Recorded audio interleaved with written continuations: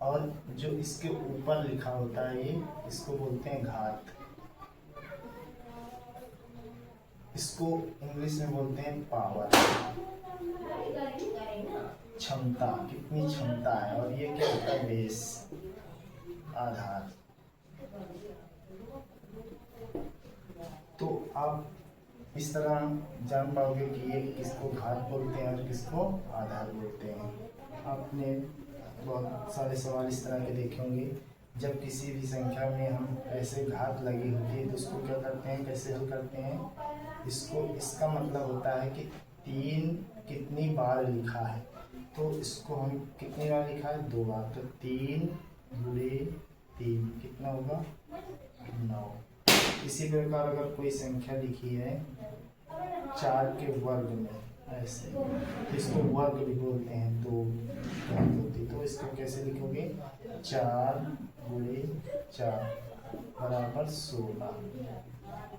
इसी प्रकार अगर कोई भी सवाल है जो इसमें अलग अलग घातों में दिया हो और उसके बीच में कोई चिन्ह भी लगा हो, जैसे प्लस या जोड़, इसका घटाना या गुणा, चारों प्रकार से होता है। इसका फिर सभी का मिलकर के एक हमको हल करने के लिए समीकरण के लिए बनता है। तो उस तरह बड़े बड़े भी सवाल बनते रहते हैं, मगर पहले बेसिक में तुमको इतना तो आना ही चाहिए कि किसको आधार बोलते हैं, किसको घात बोलते हैं। अगर ये नहीं पता होगा, इसका मतलब नहीं पता होगा, तो आप कैसे हल कर पाओगे। तो इसको देखते हैं, जैसे इतना आ गया, तो अब जैसे इसको देखते हैं जोड़। जैसे जोड़ में कोई ऐसा लिखा हो तो इसको कैसे करोगे, देखो इसको कैसे हल करोगे, बहुत ही आसान विधि है इसको हल करना। जैसे 2 की घात 4 लिखा, अगर आपको ऐसे ही याद है तो 2 दूना 4 दूना 8 दूना 16, जैसे 16 हो गया। अगर नहीं पता है तो इसको कैसे कर सकते हो, ऐसे 2 गुणे 2 गुणे 2 गुणे 2। अब प्लस लगा है तो प्लस का चिन्ह लगा, तो 3 गुणे 3। अब घात में गुणा लगाते हैं, अब चिन्ह तो जोड़ का है यहाँ, तो इसकी घात और इसकी घात को अलग अलग लिखेंगे, ठीक है। अब देखो इसका पहाड़ा पढ़ोगे, 2 गुणे 2 2 गुणे 2 2 गुणे 2 2 दूनी 4 4 दूना 8 8 दूना 16 प्लस 3 त्रिको 9। तो अब 16 9 जोड़ोगे तो कितना होगा, 16 9, तो 16 9 होता है 25। इसका आंसर इतना आएगा, ठीक है। तो इसी प्रकार अगर हमको किसी सवाल का गुणा दे देता है तो गुणा में कैसे देगा, जैसे गुणा अगर दे दिया है 3 की घात 2 इंटू 3 की घात 5। जब इस तरह का कोई भी सेम नंबर हो, ठीक है, 3 और इधर भी 3 है, तो इसकी घात को हम क्या कर लेते हैं, जोड़ लेते हैं। आधार वही रहेगा, आधार तुम्हारा जब सेम होता है तो उसको उसी तरह रखते हैं। जैसे 3 और 3 दिया तो ये सेम है, तो इसको क्या करोगे, 3 ऐसे ही लिख दो और इसकी घात को जोड़ लेंगे, तो 5 और 2 कितना होगा, 7। तो बस यही आंसर है तुम्हारा, ठीक है। अगर अब आगे तुम इस सवाल को हल कर सकते हो कैसे, जैसे हमने एक ये ये सवाल, इसको आप कैसे हल करोगे, इसको इसका आंसर आप लोग हमारे कमेंट में इसको करना, इसका हल निकाल के हमको कमेंट करना। तो इसको, ये तुम्हारे लिए होमवर्क है। और अगर इसका हम कहीं पर इसकी जैसे आधार अलग अलग है तब हम कैसे हल करेंगे, तो उसको भी हल करने की बहुत ही अच्छी विधि है। जैसे देखते हैं, जैसे यहाँ लिखा है 2 ऐसे और यहाँ लिखा है ऐसे। अब देखिए ये अलग अलग है परंतु हमारी क्या है, जो घाते हैं ये सेम है। तो हमें या तो इस तरह का सवाल देगा जिसमें आधार तुम्हारा सेम होगा, घाते अलग अलग होंगी। कभी कभी ऐसा दे देता है घाते एक तरह की होती हैं और संख्या अलग अलग होती हैं, तो इसको हम ऐसे कर सकते हैं, गुणा का चिन्ह लगा, 2 तिया 6। अब देखो यहाँ भी घात सेम, यहाँ भी घात है, तो ऐसे ऐसे घात चढ़ाए, ठीक। इस तरह हम बहुत सारे सवाल किसके कर सकते हैं, घातांक के।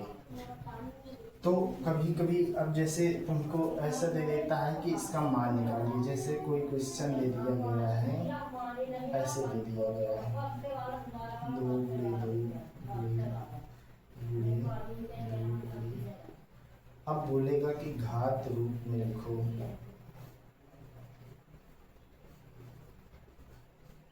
तो तुमको कैसे करना है? तो इसको बस बहुत ही आसान विधि है, 1 2 3 4 5 ऐसे गिनती गिनना है और 2 के घात में 5 ऐसे लिख देना। बस यही तुम्हारा क्या हो गया आंसर। बस हमको क्या बेसिक चीज अगर आती है तो अब चाहे जैसे सवाल हो, केवल आपको चिन्ह का ध्यान देना है, कैसे क्या करना है और इस तरह। तो इसमें देखो जोड़ का हो गया, गुणा का हो गया। अब आपको हम बता देते हैं भाग का। भाग का कैसे करते हैं? अगर हमको कोई भी संख्या ऐसे दे दिया गया है या सेम आधार है, जैसे 3 की घात यहाँ 5 दे दिया गया है और ऐसे भाग का चिन्ह लगा के फिर दे दिया गया है 3 की घात 2, ठीक है। तो इसको हम कैसे करेंगे? पहले जैसे घात लिखी है 5 और इसकी लिखी 3। अब जैसे तुम्हारा ये भाग का चिन्ह लगा तो इसका मतलब होता है ये कहाँ है? बटे में, भिन्न में है। तो 3 की घात 5 और इसको लिख सकते हो 3 की घात 2। अब देखिए जब कोई संख्या अगर इस तरह नीचे लिखी होती है, भिन्न के रूप में होती है, जब ऊपर हम जाकर लिखते हैं तो इसको क्या करते हैं? चिन्ह बदल देते हैं। जैसे ये प्लस में है तो वो कैसे हो जाएगी? माइनस में। 3 की घात 5 गुणे 3 की घात माइनस 2। अब जब ये घात हो गई माइनस में तो अब क्या करोगे? गुणा में घात जुड़ती है मगर प्लस और माइनस क्या हो जाएगा? घट जाएगा। तो इसको हम ऐसे लिख लेंगे, ठीक है। अब आप एक सवाल ऐसे हल कर सकते हो, इसका भी जवाब आप लोग हमें कमेंट में आंसर करेंगे कितना आया है। तो इस तरह आप समझ गए होंगे कैसे हम जोड़ करते हैं, कैसे गुणा करते हैं और कैसे भाग करते हैं। तो घातांक का जो बेसिक सवाल है बस बहुत सरल आते हैं। अगर इससे भी कोई टप आएगा तो बस इतना होगा कि ये दो बार दिया है तो 3 बार हो सकता है, या कोई गुणा ऐसा दिया गया हो कि जैसे 2 बार दिया गया उसको 3 बार या 4 बार में टर्म्स में दे देते। तो अगर तुमको नियम पता है कि कैसे हम जोड़ में जोड़ते हैं या घटाते हैं या भाग में कैसे क्या होता है तो आप कर लोगे बहुत ही आसानी से। तो इस तरह के आप सवाल हल कर सकते हैं बिना किसी देरी के। तो आपको हम अभी और सवाल लेते हैं उस टाइप के बताएंगे जो हमें राष्ट्रीय आयोग्यता में 2-4 सालों से बहुत पूछे जाते हैं।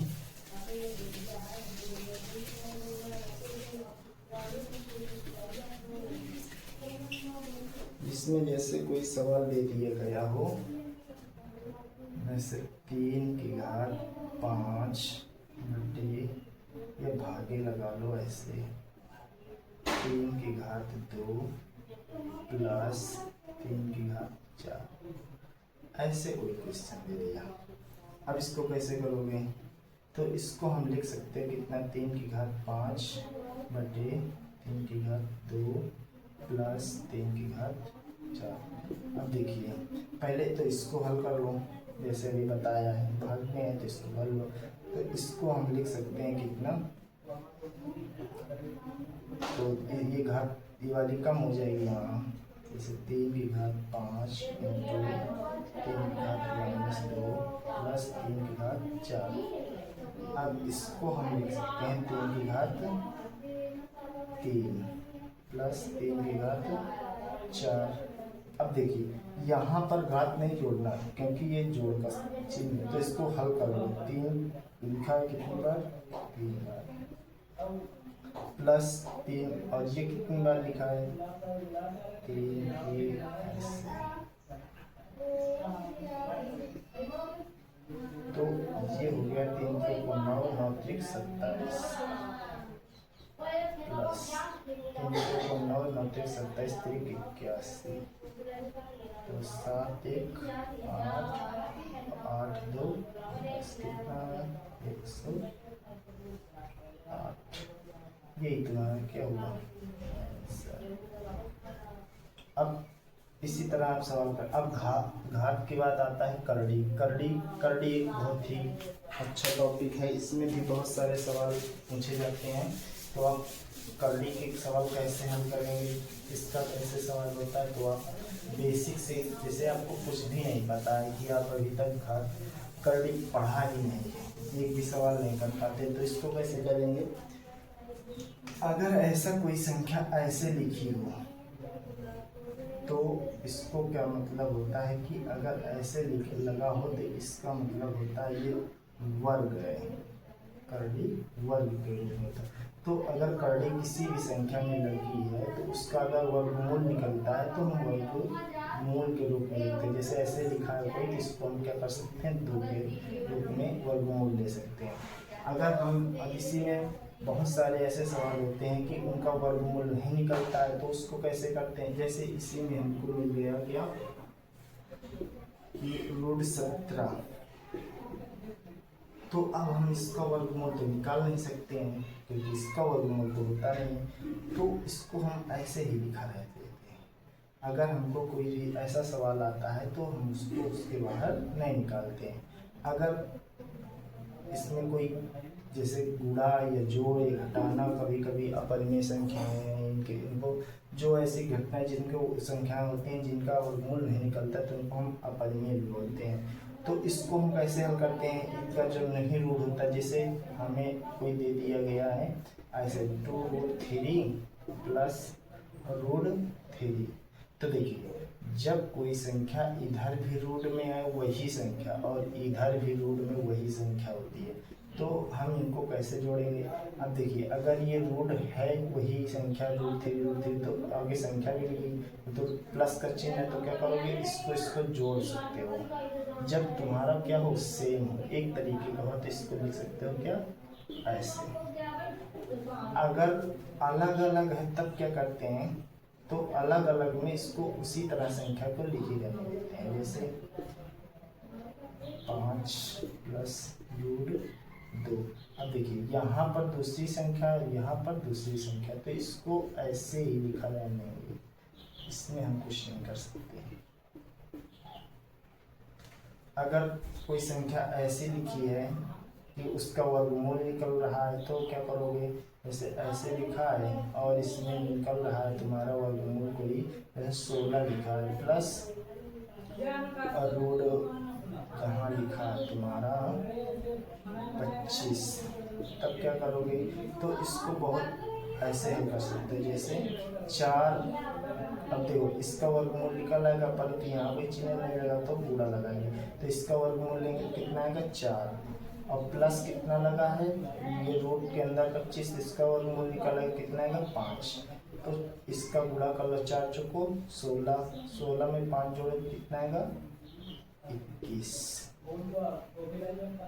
बस हो गया आपका सवाल। तो बहुत साधारण है, पर उन्हें क्या आना चाहिए, बेसिक अगर नहीं आता है तो आपको चाहे जितना छोटा सवाल हो या बड़ा सवाल हो आपको समझ में नहीं आएगा, कुछ प्रॉब्लम होगी। अगर आपको ये चीज़ें पता है तो आप बड़े से बड़े सवाल हल कर सकते हैं। अब आपको अगर इसी का हम क्या दे दें, उनको गुणा दे दें, तो गुणा के भी कुछ सामान्य नियम होते हैं, उनको भी हमें याद होना चाहिए, या नहीं पता है तो उसको भी आज देख लेते हैं। देखो जैसे अगर कोई भी संख्या ऐसे लिखी है √3 या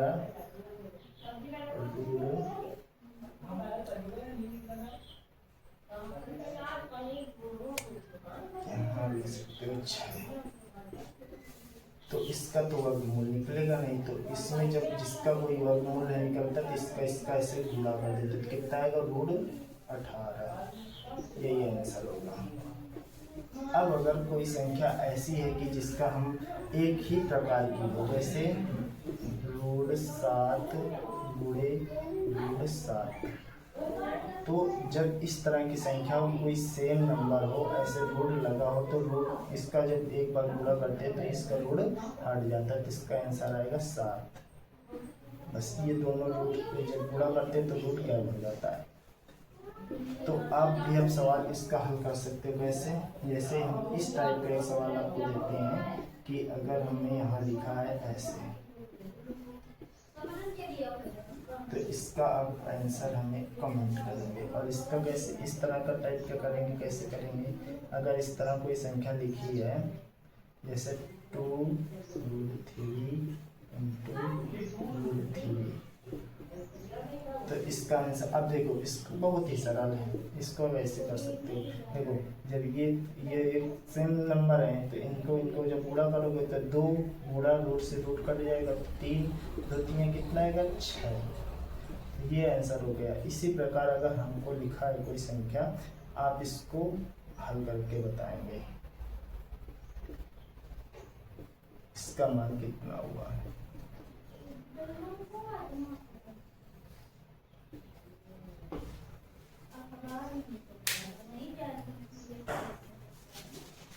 तो इस तरह हम घातांक और करड़ी के सवाल बहुत ही आसानी से कर सकते हैं। और इसी में घातांक वाले में जो करड़ी वाले में एक सवाल आता है परिमेयीकरण, बहुत ही सुंदर टॉपिक है। अगर आपको इसमें भी 1-2 सवाल पूछते हैं, हरों का परिमेयीकरण।